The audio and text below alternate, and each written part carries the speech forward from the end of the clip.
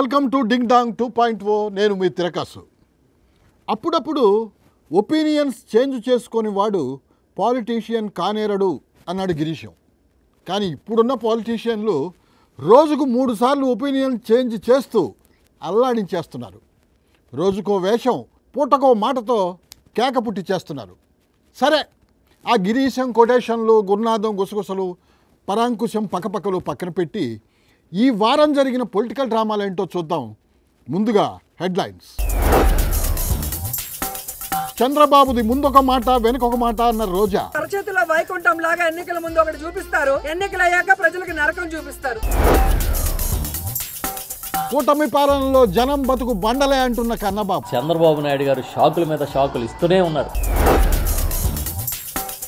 Yellow media కామెడీపై Ambati పంచులు. ఆ ఈనాడు Andhra Jyothi paper చూస్తే అసలు ఏందో రాష్ట్రం పరిగెత్తుందంట, ఎక్కడ చూసినా అభివృద్ధి. నాతో పెట్టుకుంటే మామూలుగా ఉండదు. రేవంత్ రెడ్డికి కేఏ పాల్ వార్నింగ్. నాతో ఫైట్ చేస్తావా? కమాన్. మా ఓటమికి ఆ ఇద్దరే కారణమన్న రాచుమల్లు. 2 మాటల వల్ల మేము ఓడిపోయినాం. 124 మంది. ఎన్నికలకు ముందు నాయకులు సవాళ్ళకి హామీలు ఇస్తారండి. అలాంటప్పుడు చంద్రబాబు సార్ లాంటి గొప్ప సీనియర్ పాలిటీషియన్ తనకున్న అనుభవం అంతా రంగరించి ఇంకో 2 హామీలు ఎక్కువ ఇచ్చి పడేస్తారు. అయితే ఆయన ఇచ్చిన హామీలన్నీ అమలు చేయాలని పట్టుబడుతున్నారు వైఎస్ఆర్సీపీ వాళ్ళు. హామీలన్నీ అటకెక్కించడానికి తప్ప అమలు చేయడానికి కాదయ్యా సామి అంటే అస్సలు ఎండం లేదు. ఇచ్చిన మాట మీద నిలబడాలి అని ఓ గొడవ చేసేస్తూ ఉన్నారు. అదేమంటే ఇదిగో చూడండి అని ఒక వీడియో చూపిస్తున్నారు. కరెంటు ఛార్జీలు పెన్షన్ అని చెప్పి మీ అందరికి హామీ ఇస్తున్నా. అవసరమైతే తగ్గించే బాధ్యత తీసుకుంటామని మీ అందరికి హామీ ఇస్తున్నా. అడ్డే భలే ఇరికించేశారు కదా బాబు గారిని. ఇప్పుడు ఎలాగబ్బా?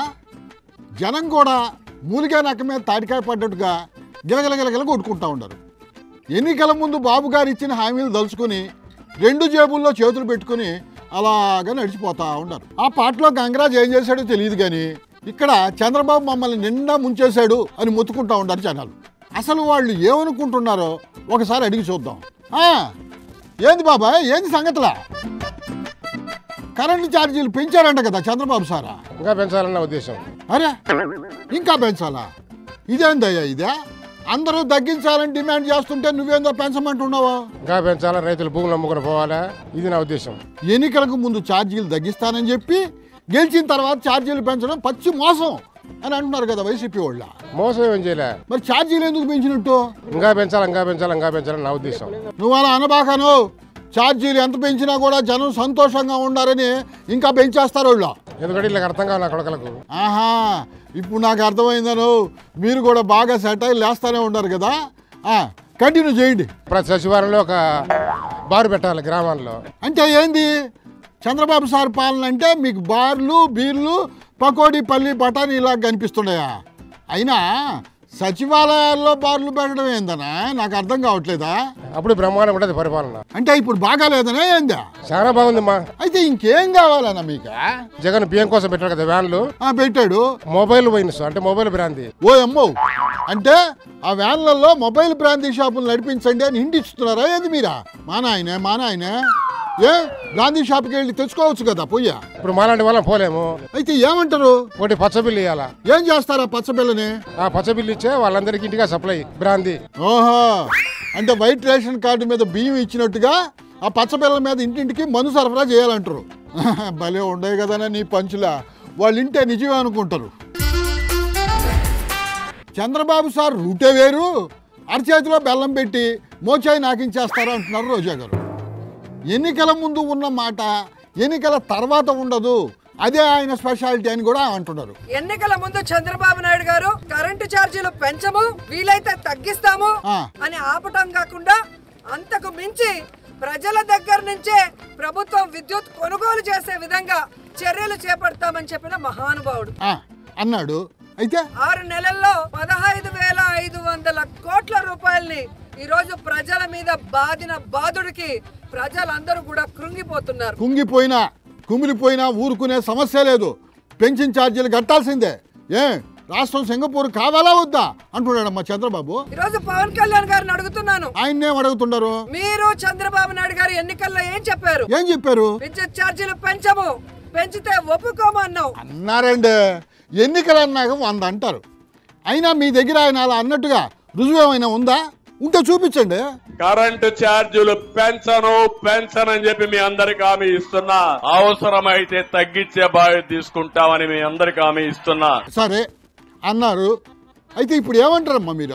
మరి ఈ రోజు 15,500 కోట్ల రూపాయలు విద్యుత్ ఛార్జీలు పెంచితే ఎందుకు సైలెంట్ గా ఉన్నారు? మరి సైలెంట్ గా ఉండక ఏం చేయమంటారమ్మా? అంటే అధికారం కోసం ఒక మాట, అధికారంలోకి వచ్చిన తర్వాత మీకు పదవి వచ్చింది కాబట్టి అన్నిటికీ సరెండర్ అయిపోతున్నారా? ప్రజలకు చెప్పాల్సిన బాధ్యత ఉందని కూడా ఈ సందర్భంగా తెలియజేసుకుంటున్నారు. అంతే కదమ్మా, ఏరు దాటేదాకా ఓడమల్లన్న, ఏరు దాటిన తర్వాత బోడి మల్లన్న. చంద్రబాబు నాయుడు ఏదైతే చెప్పాడో బాబు షూరిటీ భవిష్యత్తుకు గ్యారంటీ అని. అవును, బాబు షూరిటీ భవిష్యత్తుకు గ్యారంటీ అన్నారు. అయితే ఏంది?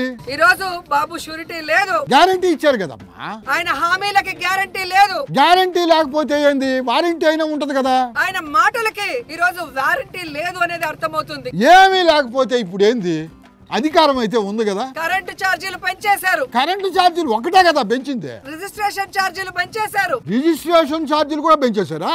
60% నిత్యావసర వస్తువుల ధరలు పెంచేశారు. ధరలదే ఉందిలేవమ్మా. ఇసుక అయితే ఫ్రీగానే ఇస్తున్నారు కదా. ఫ్రీ ఇసుక అంటూనే 2 రెట్లు ఇసుక రేట్లు పెంచేశారు. ఇసుక సంగతి వదిలేద్దాం, మందు బాగానే దొరుకుతుందంట కదా.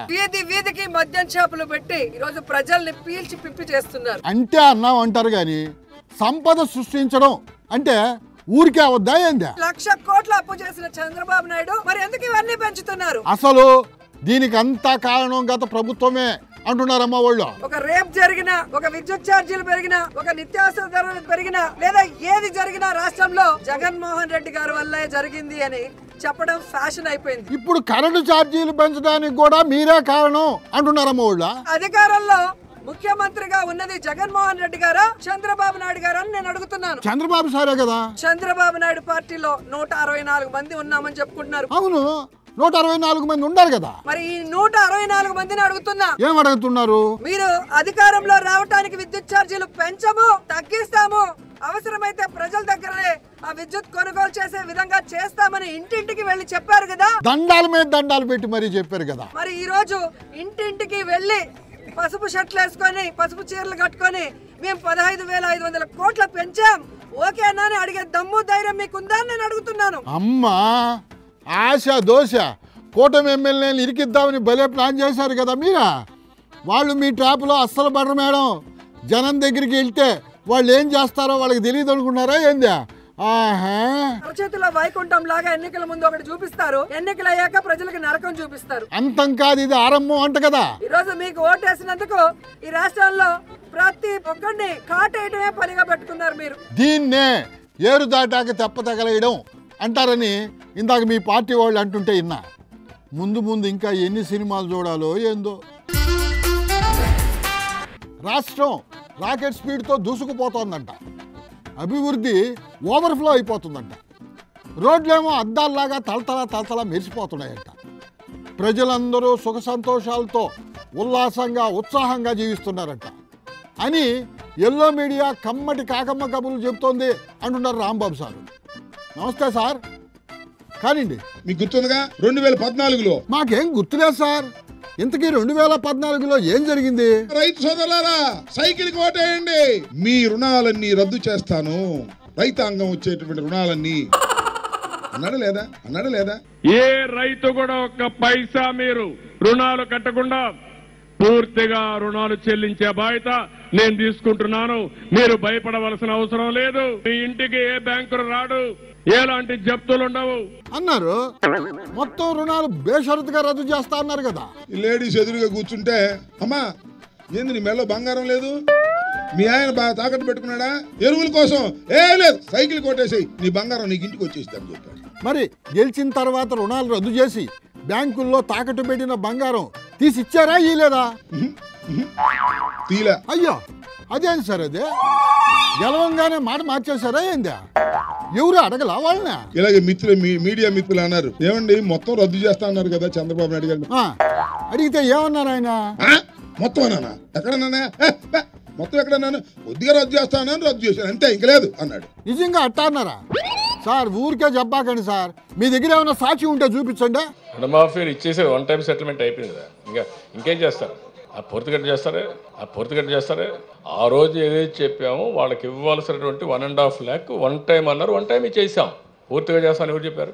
నువ్వు చెప్పుకోండి. ఇట్లా నేను 1.5 lakh చెప్పాను, 1.5 lakh ఇచ్చాం. నువ్వేమన్నా అంతా చేస్తున్నారంట, నీకు ఎవరు చెప్పారు? రాత్రి కల వచ్చిందా నీకు?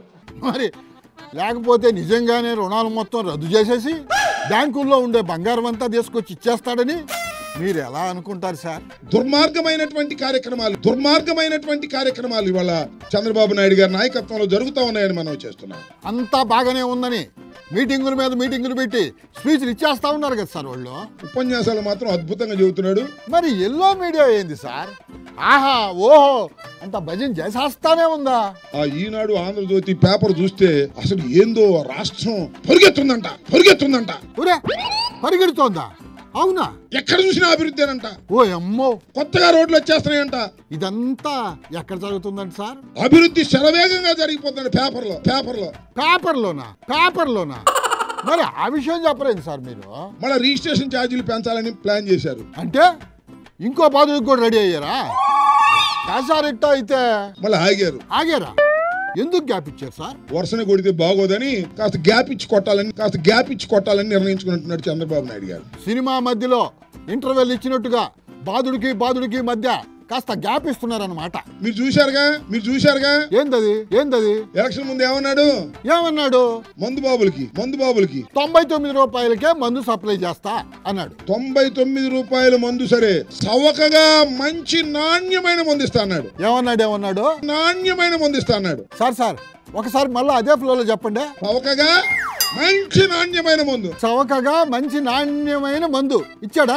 ఏమండి నాణ్యమైన మందు దొరుకుతుంది ఎక్కడ సార్? అంత పాత సరికే దొరుకుతుందంట సార్. రుచి మారిందా?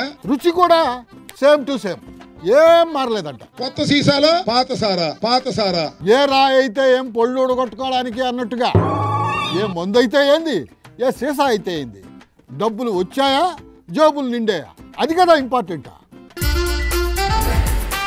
కరెంటు తీగ కూడా నాలాగే సన్నగా ఉంటుంది, అలాగని ముట్టుకున్నామంటే షాకే అని ఒక సినిమాలో హీరో డైలాగ్ చెప్తాడు. ఏపీ సీఎం చంద్రబాబు కూడా కరెంటు తీగ లాంటి వాడే అని ఒక సెన్సేషనల్ కామెంట్ చేశారు కన్నబాబు గారు. అసలు చంద్రబాబుకి కరెంటు తీగకి ఏం సంబంధం ఉందో అడగదాం పదండి. నమస్తే సార్. ఏంది సార్ ఈ కరెంటు తీగల కథా కామామీషో? ప్రధానంగా మనం కరెంటు ముట్టుకుంటే షాక్ కొడుతుంది. అవును, ప్లగ్లో పెట్టినా కూడా కరెంట్ షాక్ కొడుతుంది కదా. కానీ 2024 ఎన్నికల్లో ప్రజలు చంద్రబాబును ముట్టుకుంటే ఏమైంది? ఇప్పుడు చాలా గట్టిగా షాక్ కొట్టింది. ఓయమ్మో చంద్రబాబును ముట్టుకుంటే షాక్ కొట్టిందా? ఇదేందయ్యా నేను ఎక్కడా చూడలా. ఎవరు ముట్టుకుంటే వాడికి షాక్ తగులుతుంది, ఎవరు నమ్మితే వాళ్ళకి షాక్ తగులుతుంది చంద్రబాబు నాయుడు గారిని. అంటే ఆయన ఒంట్లో కరెంట్ ఏమన్నా ప్రవహిస్తుందా సార్? లేకపోతే ఆయన దగ్గర ఏమన్నా అతీత శక్తులు ఏమన్నా ఉన్నాయా? ఒక్కసారి కాదు, ఆయన ప్రతిరోజు షాక్ ఇస్తానే ఉన్నాడు గత 7 నెలల కాలంగా. ఎవరికి ఇచ్చారు సార్ షాకులు? రైతులకి షాక్ ఇచ్చాడు, మహిళలకి షాక్ ఇచ్చారు, ఇవాళ వరకు ఫీజు రియంబర్స్మెంట్ కి సంబంధించి డబ్బులు ఇవ్వకుండా విద్యార్థులకు షాక్ ఇచ్చారు, తాత్కాలిక ఉద్యోగుల్ని తొలగిస్తూ వారికి షాక్ ఇచ్చారు. చంద్రబాబు నాయుడు గారు షాకుల మీద షాకులు ఇస్తూనే ఉన్నారు. నిరుద్యోగ భృతి ఇస్తానని నిరుద్యోగులకు షాక్ ఇచ్చాడు, మీ ఉద్యోగాలు తీసేయను జీతం 10,000 చేస్తానని నమ్మించి వాలంటీర్లకు షాక్ ఇచ్చాడు, ఉచిత బస్సు అని చెప్పి ఆడవాళ్ళకు కూడా షాక్ ఇచ్చాడు అని మొత్తం లిస్ట్ అంతా చదువుతారా ఏందా? షాకులు జలక్కులు అని సాగదీయకుండా రాష్ట్ర ప్రజలందరికీ షాక్ ఇచ్చేశాడు అని ఒక మాటలో చెప్తే అయిపోద్ది కదా సార్.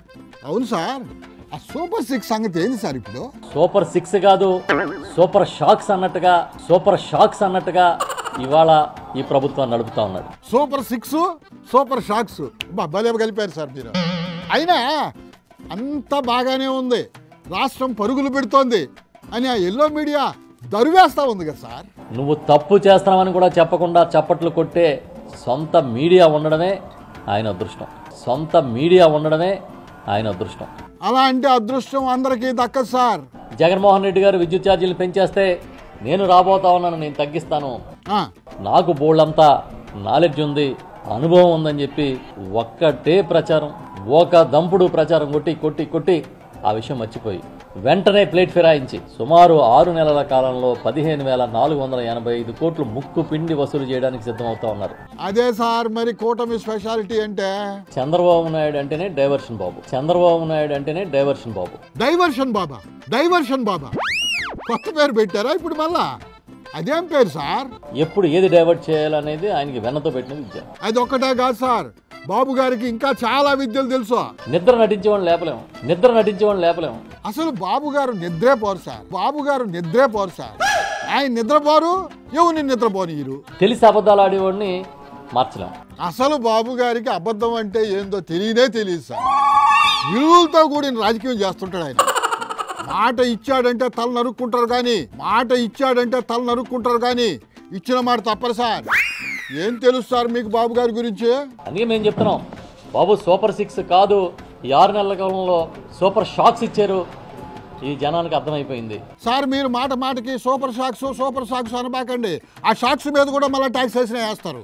నేను అడుగుతా మిమ్మల్ని, మిత్రులందరినీ, మీడియా మిత్రుల్ని అడగండి సార్, టకటకా చెప్పేస్తారు. చెత్త పన్ను తీసేశారా? చెప్పండి. తీసేయలేదా? ఎత్తేసారా చెత్త పన్ను? అక్కడ ఉన్న మీడియా మిత్రులను అడగండి సార్, చెప్తారు. చెప్పండి, మీరే చెప్పండి. నాకు తెలియదు సార్, వాళ్ళని అడగండి. అప్పుడు చెత్త పన్ను ఎంత ఉంది ఆ గవర్నమెంట్ లో, ఇప్పుడు చెత్త పన్ను ఎంత ఉంది? అంటే చెత్త పన్ను ఎత్తేయలేదా ఆయన? ఎత్తేయకుండా కూడా ఎత్తేసాం అని చెప్తారు సార్ వాళ్ళు. అంటే ఒక అబద్ధాన్ని సృష్టించి దాన్ని నిజమని నమ్మించాలని ప్రయత్నం చేసి భయంకరమైన ప్రచారం చేస్తారు. అసలు ప్రజలు ఎలా నమ్ముతారు సార్ ఆయన చెప్పే అబద్ధాలని? నేను ముందే చెప్పాను. ఏం చెప్పారు? ఆయన బలం media, that is yellow media. అయినా ఇన్నాళ్ళు వాళ్ళు ఆడింది ఆట పాడింది పాట అన్నట్టుగానే సాగింది సార్. అయితే సోషల్ మీడియా వచ్చాక వాళ్ళ పప్పు లేదో అంత బాగా ఉడకట్లేదు అని అంటున్నారు సార్. అప్పుడు ఒక మాట, ఇప్పుడు ఒక మాట, అక్కడ ఒక పాట, ఇక్కడ ఒక పాట. ఇది కూటమి లీడర్లు తొండాట. కానీ చంద్రబాబు నాయుడు గారికి ఒక ముని శాపం ఉండేది. ఏందా శాపము? ఆయన నిజం మాట్లాడితే ఆయన తల 1000 చెక్కలైపోద్దని శాపం ఉండేదని రాజశేఖర రెడ్డి గారు చెప్పారు. ఇప్పుడు ఆ శాపం అట్టే ఉందా, లేకపోతే ఏదన్నా శాప విమోచనం ఏమన్నా జరిగిందా? దానికి ఇప్పుడు ఎక్స్టెన్షన్ గా 2020 విజన్ నుండి 2047 చంద్రబాబు వచ్చిన తర్వాత అది మారింది కొంత. అంటే ఆ ముని శాపం ఇప్పుడు అప్గ్రేడ్ అయిందంటారా ఏందా? ఏమని మారిందంటే ఎన్నికల్లో చెప్పిన మాట నెరవేరిస్తే చంద్రబాబు నాయుడు తల 1000 మొక్కలైపోద్దని మునిశాపం ఉంది చంద్రబాబుకి. అందుకే ఓయమ్మో, ఆ ముని ఎవరో గానీ కాస్తంత గట్టి శాపమే పెట్టినట్టున్నాడు కదా సారు. ఎన్నికల్లో చెప్పేది ఒకటి, ఎన్నికలు అయ్యాక చేసేది ఒకటి. కాబట్టి ఇది మంచి ప్రభుత్వం కాదు, ముంచే ప్రభుత్వం. అందులో ఆయన తప్పే ఉంది. దానికంతా కారణం ఆ మునే అంటారు వాళ్ళు. ఎన్టీ రామారావు గారికి ఏ విధంగా వెన్నుపోటు పొడిచాడో మళ్ళీ ప్రజలకు 2024 ఎన్నికల తర్వాత చంద్రబాబు నాయుడు వెన్నుపోటు పొడుస్తున్నాడు. ప్రజలకు కూడా పోట్లేనా? రకరకాలైనటువంటి పోట్లు. ఏం పోట్లు సార్? ఇది కరెంటు పోటు, రైతు పోటు, ఫీజు పోటు, పోటు మీద పోటు. మునివర్యా, ఎంత పని చేసావయ్యా! తన ఓటమికి ఆ ఇద్దరే కారణం అని అసలు విషయం చెప్పేశారు మాజీ ఎమ్మెల్యే రాచిమల్లు గారు. ఆ ఇద్దరి కారణంగానే, ఆ 2 మాటల కారణంగానే తమ పార్టీ, తన తోటి ఎమ్మెల్యేలు అందరం ఓడిపోయామని ఆయన అంటున్నారు. ఆ ఇద్దరు ఎవరో కనుక్కుందాం. చెప్పండి సార్ రాచిమల్లి గారు. నాతో పాటు నా సహచర ఎమ్మెల్యే అభ్యర్థులందరూ ఓడిపోవడానికి కారణం, మేము ఓడిపోవడానికి కారణం వీళ్ళిద్దరు. ఎవరు సార్ ఆ ఇద్దరు? ఒకరు చంద్రబాబు నాయుడు, ఒకరు జగన్మోహన్ రెడ్డి గారు. వాళ్ళేం చేశారు సార్? 2 మాటల వల్ల మేము ఓడిపోయినాం. 2 మాటలతోనే ఓడిపోయారా? ఏందా 2 మాటలు?